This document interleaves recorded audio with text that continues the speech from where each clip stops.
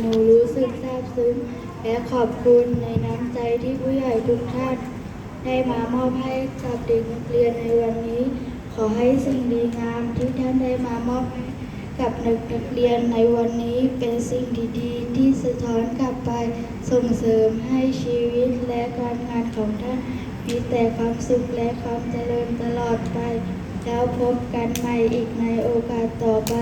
พวกเรายังรอผู้ใหญ่ใจดีทุกท่านอยู่นะคะขอบคุณค่ะ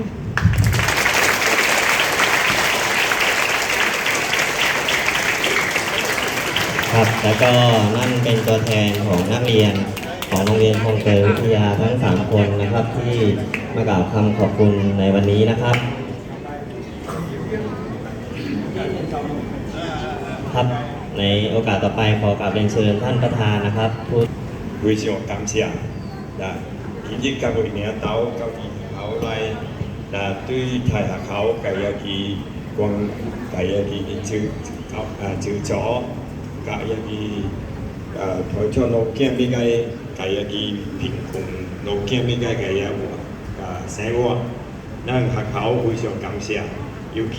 支持有黃金主席介紹各位領導來贊助學校，本人非常感激，非常歡喜，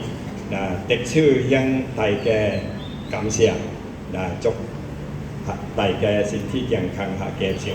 生意興隆，ที่